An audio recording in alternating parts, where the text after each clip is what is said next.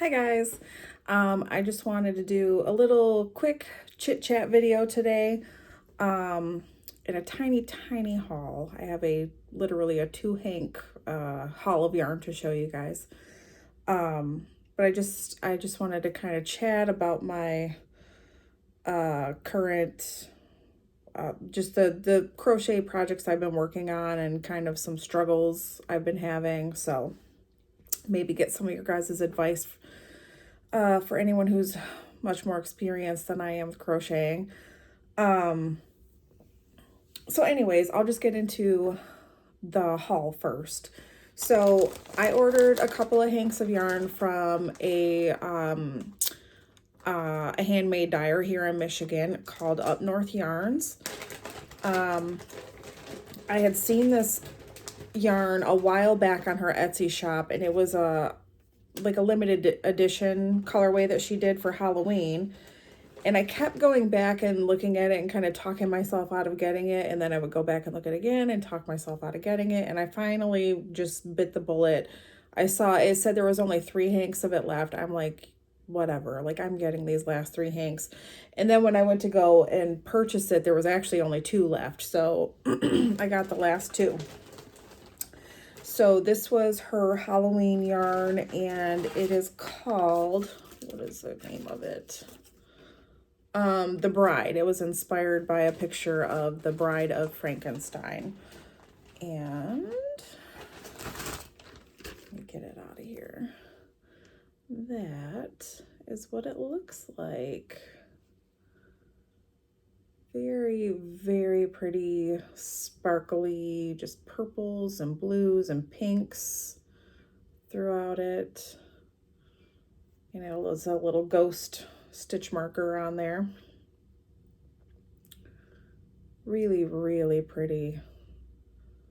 I already know what I want to make with this. I want to make a beanie.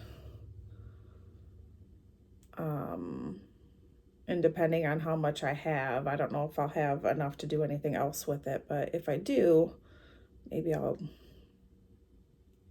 make something else to go with it. But for sure, I want to make a beanie. But I just love that. I like that just bright pop of like neon pink against the deeper blues and purple in there. And I love anything sparkly, period. I just love glitter. I love sparkles. So she has quite a few colorways that she offers in sparkle yarn, and I am here for it. Like, I love sparkly stuff.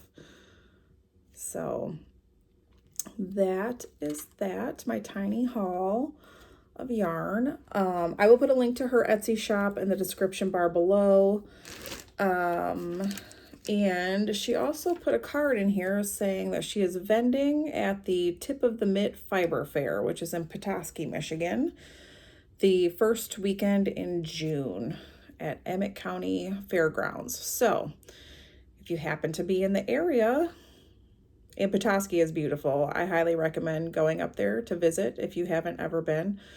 But if you happen to be in the area the first weekend of June, stop on over there and check her out. So that's it for my yarn haul. Now I'll get into what I've been working on lately. I'll admit I haven't been working on a whole lot. Like, my time management skills have just been very lacking, I would say. Ever since I finished the stuff that I was trying to get done by Easter, I kind of have like, my energy just kind of fizzled out. So I've still got my temperature blanket going. I might have to do today's row, but that's what it's looking like so far. I'm on day, today would be day 77. So this is up to day 76 here. So I've got my temperature blanket going. The temperature blanket, I think, is like, it's such a manageable project. When I started doing it, I was like, that will be easy for me to keep up with. It takes me roughly maybe between like 15 and 20 minutes a day to do a row, which is very manageable time-wise. But the problem that I have with it though is I have to do it every day because I got behind on it while I was finishing up my Easter stuff. And that manageable 15 to 20 minutes turned into like an hour and a half trying to catch up. And I don't like doing that. So, because my time management skills are so poor, I don't want to spend an hour and a half on that blanket. I want to only spend 15 to 20 minutes a day, and that's it. So, I've got to do a better job of just making sure I at least bang out that one row a day on that blanket. It's not too much to ask from myself, so I need to just do it. So, that's it for the temperature blanket. I'm still working on scrunchies. So got scrunchies going. I started a top, and I'll put a link to the tutorial in the description bar below. It's from a YouTuber named Belina Bellwood, and she has this mesh. I want to say it's called a mesh sweater vest. I think that's the name of the tutorial. And this is what mine looks like so far. I've been doing it with the Taki tandem yarn. So I don't know if you guys can see those like little hints of metallic threading in there. I love this yarn so much. My husband walked in while I was working on it the other day and he was like, "Ooh, what's that?" And I was telling him, he's like, "I don't know." He's like, "Something about that yarn, it just makes me think of a sparkly unicorn." So again, I love all things that are sparkly. So love, love, love this. Her tutorial, she does hers in all black and she uses like three or four different types of thread, I want to say. She does like a wool, cotton, mohair. So she mixes, it's all one color, but she mixes up the texture throughout it. It actually looks really cool. It's definitely something that I would try in the future, but for right now, I wanted to use this yarn for it. And I do really love it so far. So I'm kind of working the front and the back panels at the same time. I just do one row on each at a time, and that way I can get it all finished up, get both sides of it finished at the same time. So, so that's that. And I'll put a link to that tutorial in the description bar below. And then yesterday I decided that I wanted to make a throw as a gift for someone. And I wanted to do the Sunburst Granny Square. I really love the Sunburst Granny Square. I just love the way it looks. It's visually, like, that's my favorite Granny Square that I've seen so far. I actually want to make something for myself with it, because as soon as I saw it, I had an idea pop in my head for a cardigan, but I'm not going to do that right now because I need to work on this blanket first. But, and also there's some things that I want to do to it that I still have to learn how to do. So, but anyways, getting back to the blanket. So I decided to use the Premier Eversoft yarn. I bought a bunch of it while those 3 skein bags were on sale for $6, and I hadn't used any of it yet. So I used the suggested hook size that they suggested on the label, which is wrong. It's way too big. It's terrible. But I'll show you my first attempt at this Sunburst Granny Square. That's how it turned out. It is not square. It didn't have the right number of stitches. It's too loose because the hook was too big. I unraveled and redid different sections of it so many times. It was a very frustrating process. It took me way longer than it should have. Overall, I was just very frustrated. And when it came down to it, once I really realized what I was doing wrong, first of all, the tutorial that I was following was, what they were telling you to do wasn't what they were doing. It was an inaccurate tutorial, first and foremost. And then my hook size was wrong too. So I finally, I was getting really mad while I was doing this. But I finally calmed myself down. I'm like, think it through. What's going wrong? What do you need to fix?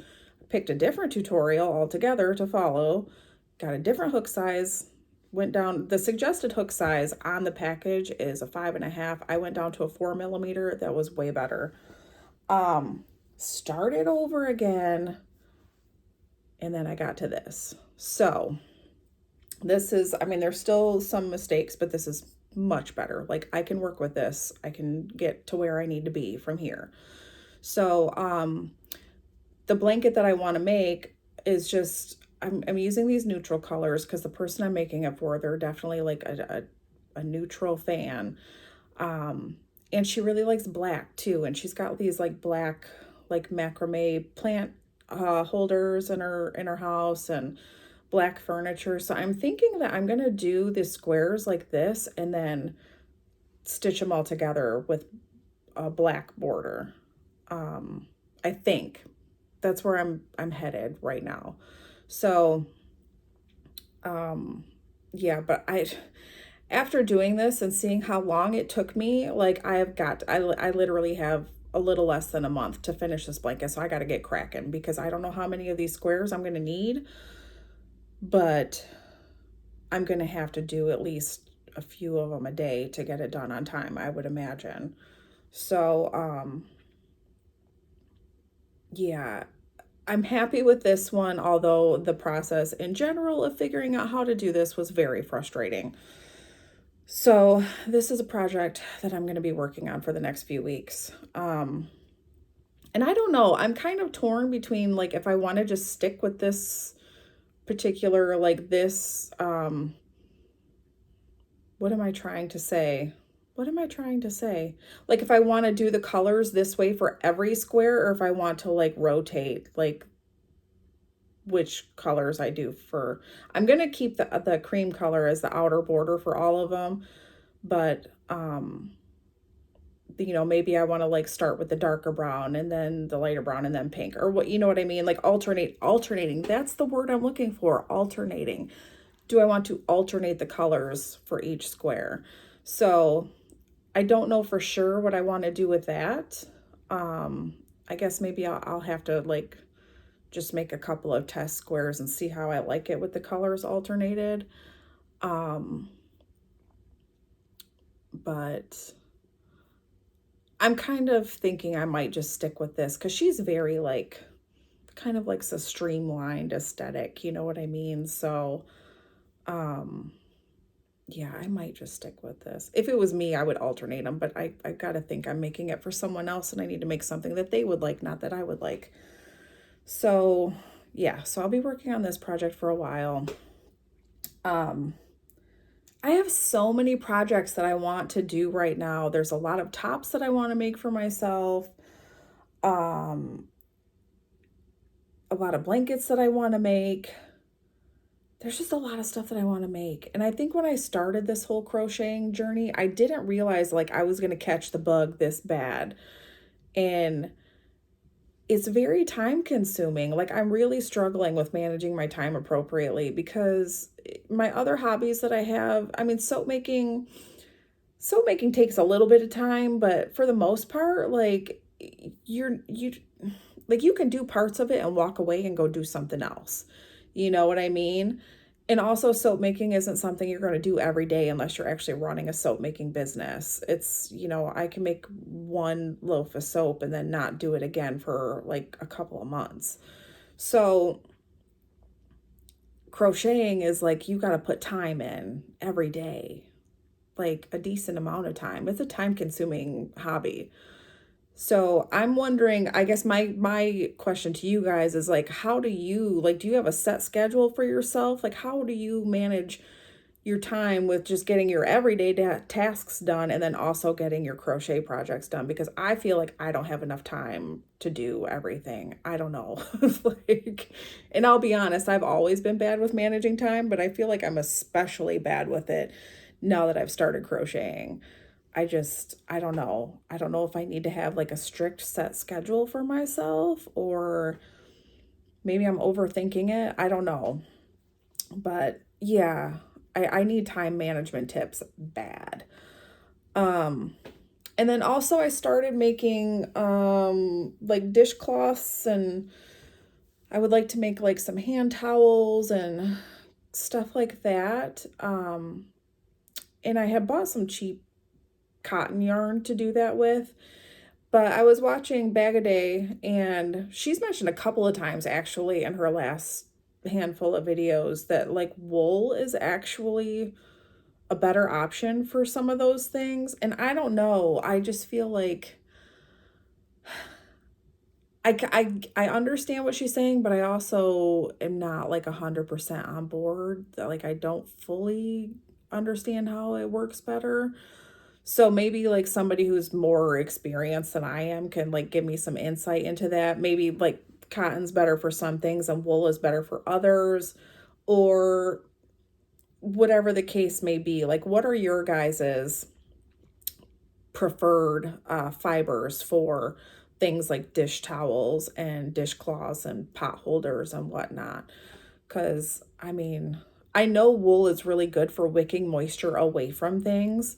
I used to hike a lot, and when I would hike in the winter, I would always wear wool socks and wool undergarments because, you know, when it's cold outside, even though it's cold, you do sweat and you can get frostbite very easily in the wintertime doing any kind of vigorous activity. So I'm a big fan of wool for those purposes, but I don't really fully get how it is better in the kitchen, I guess I should say. Um, so I don't know if anyone has any advice or tips for that for me, because I would like to make some more, just some more homemade, home good type stuff for our kitchen. Um, But yeah, I think that's all I really have to say right now. I want to keep this video relatively short. Um, yeah, so that's it. If you guys have any advice for me, time management, fibers for the kitchen, I would greatly appreciate it. Again, I will put the link to Up North Yarns in the description bar below. I will put a link to the tutorial for the mesh sweater vest in the description bar below. And that's all I have today. I hope everyone's having a great day, and I will talk to you guys later.